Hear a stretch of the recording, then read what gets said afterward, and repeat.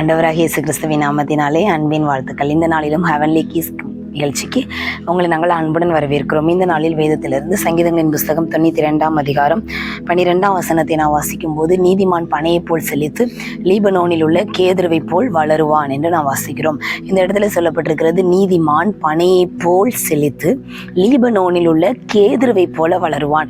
நம்முடைய நாட்டிலே நம்ம எல்லாரும் பனை மரத்தை பார்த்திருப்போம். எந்த வறட்சியிலும் வளருகிற மரம். இரண்டாவது, அந்த பனை மரத்துல பயன்படாத பாகங்களே ஒன்றுமே இல்லை அப்படின்னு சொல்ற அளவுக்கு பனைமரம் ரொம்ப பிரயோஜனமானது. அதே மாதிரி லீபனோன்ல கேதுரு அப்படின்னு ஒரு மரம் இருக்கு. ஆண்டவர் அதை நமக்கு ஒப்புமையாய் சொல்லுகிறார், நீதிமான் லீபனோனில் உள்ள கேதுரு மரத்தை போல் வளருவான். ஏனென்றால் அந்த கேதுரு மரம் கடல் மட்டத்திலிருந்து 3500 அடி உயரத்திலே மலைப்பாங்கான இடங்கள்லே வளரக்கூடியது.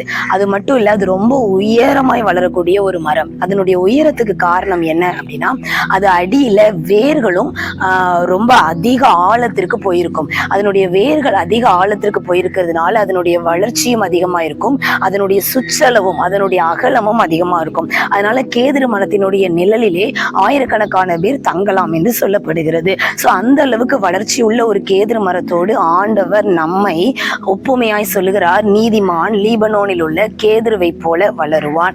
அது மட்டும் இல்ல, லீபனோனில் உள்ள அந்த கேதுரு மரம் ரொம்ப ஆயிரக்கணக்கான வருஷங்கள் அது வளரக்கூடியது. அதனாலதான் ஆண்டவர் சொல்லுகிறார், 1000 தலைமுறைக்கும் அவர் இரக்கத்தை காக்கிற ஒரு தெய்வம். நம்முடைய ஒரு தலைமுறை நீதிமானின் சந்ததியா இருந்தால் பல தலைமுறைகளுக்கு ஆண்டவருடைய இரக்கமும் ஆண்டவருடைய ஆசீர்வாதங்களும் உடன்படிக்கையும் போதுமானதா இருக்கும். அது மட்டும் இல்ல, அந்த மரம் மலையில வளர்வதனாலே அதனுடைய வேர்கள் பாறைகளுக்குள்ளாக போய் பாறைகளை நல்ல இறுக பிடித்து கொள்ளும். அதனால எந்த புயல் வந்தாலும் எந்த காற்றடித்தாலும் அதை சமாளிக்கிற ஒரு திறமை கொண்டதுதான் கேதுரு மரம். இந்த நாள் ஆண்டவர் உங்களை பார்த்து சொல்லுகிறார், நீங்கள் பழைய மரத்தை போலவும் லீபனோனில் உள்ள கேதுரு மரத்தை போலவும் உயரமா வளருவீங்க.